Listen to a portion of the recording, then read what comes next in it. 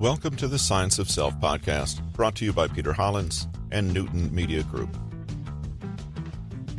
Today is Friday, December 24th, 2021.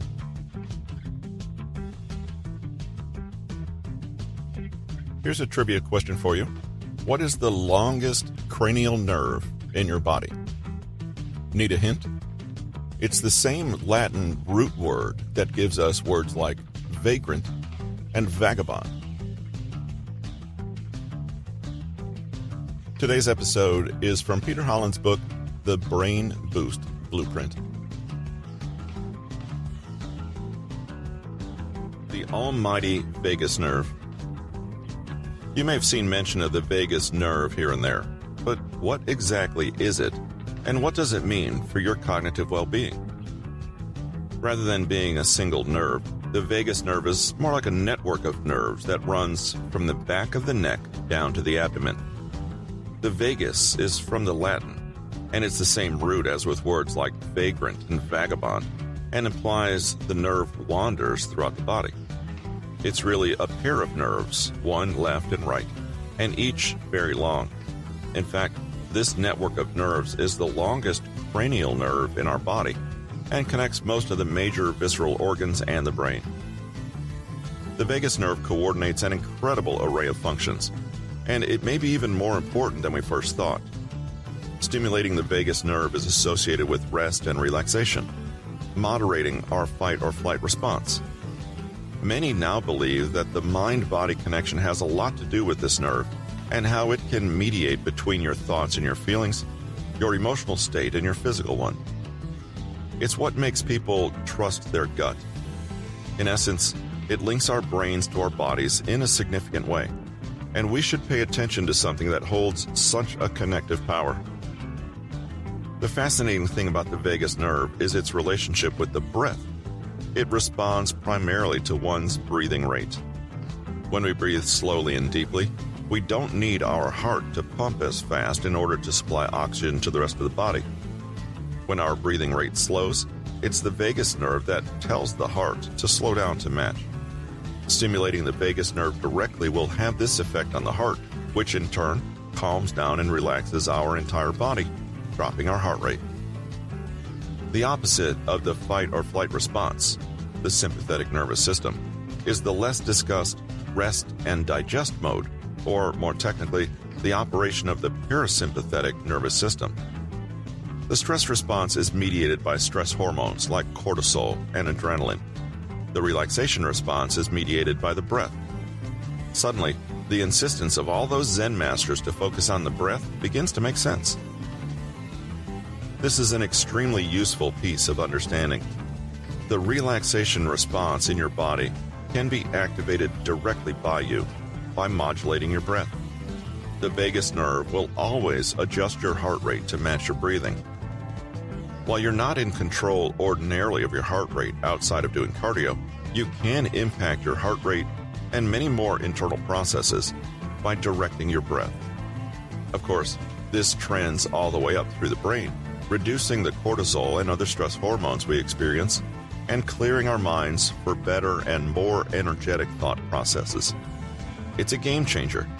Instead of thinking your breath is shallow and rapid because you're stressed, it may be more accurate to say that your body is stressing because it's obeying the message of your breath. More specifically, it's a longer exhale that triggers associated nerves that activate the relaxation response. And it's during the exhale that your vagus nerve is most active, i.e., when you're the most relaxed.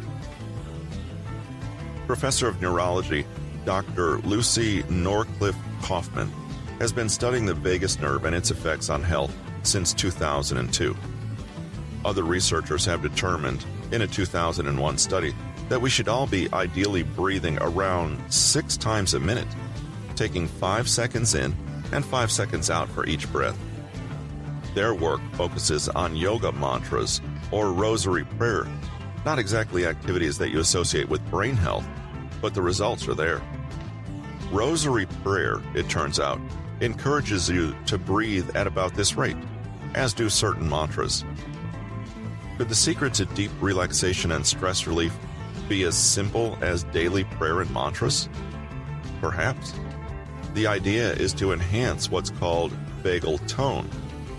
Though we don't often think about the health and well-being of our nerves, they can in fact show variation in tone, size, and function, and we can train or tone our vagus nerve much like we can tone other parts of our bodies.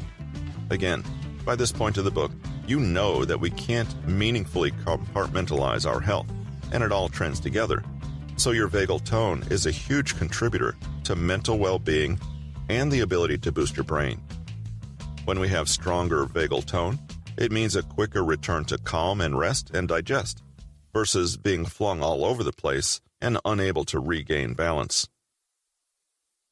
Healthy vagus nerves are also crucial, for example, for the management of inflammation in the body. Some inflammation is normal and healthy, but too much is associated with diseases of all kinds, such as sepsis or a host of autoimmune conditions. In a 2007 review by Tracey, we see that when the body is inflamed, cells produce a protein called TNF, or tumor necrosis factor. This is a chemical message that the vagus nerve receives, and it responds by signaling the brain to produce anti-inflammatory chemicals that downregulate the immune response. In other words, the vagus nerve is like the thermostat dialing up or down the amount of inflammation in our tissues, warding off inflammatory disease while keeping our inflammatory response in a healthy range. But this is just one of the many wonderful roles the vagus nerve plays. It turns out that it can also literally help you make memories. Researchers from the University of Virginia have found that vagus nerve stimulation actively improves memory.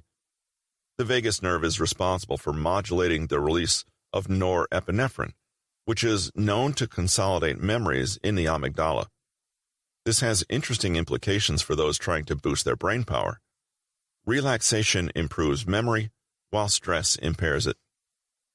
The vagus nerve also stimulates the release of another important neurotransmitter, acetylcholine, which is involved in telling your lungs to breathe. A detailed review by Piccioto and colleagues outlines acetylcholine's complicated relationship with the rest of the body and with the vagus nerve.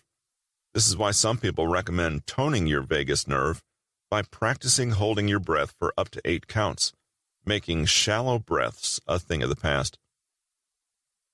The vagus nerve doesn't only communicate via neurotransmitter, but can talk to the heart by sending electrical impulses to its own inbuilt pacemaker. Acetylcholine plays a crucial role in interacting with this region in the heart, thereby slowing its rate, according to a 2010 paper by Huston and Tracey. In fact, doctors can get an idea of your vagus nerve health and your heart health by measuring your heart rate variability, or HRV. It's clear to most neuroscientists that the humble vagus nerve has widespread and vital functions throughout the body. Boosting vagal tone is not just great for encouraging relaxation and cutting stress. It has measurable benefits on heart health, breathing, and your memory function, to name just a few. To get more detail, check out Peter Hollins' book Nero Learning on Amazon or Audible at bit.ly/Nero Learning Hollins. That link is in the show notes. Also, take a moment to go to Peter Hollins' homepage and request the free Human Nature Cheat Sheet, 7 surprising psychology studies that will change the way you think. This has been the Brain Boost Blueprint, how to optimize your brain for peak mental performance, neurogrowth, and cognitive fitness. Mental Models for Better Living, Book 4. Written by Peter Hollins, narrated by Russell Newton. Copyright 2020 by Peter Hollins. Production copyright by Peter Hollins.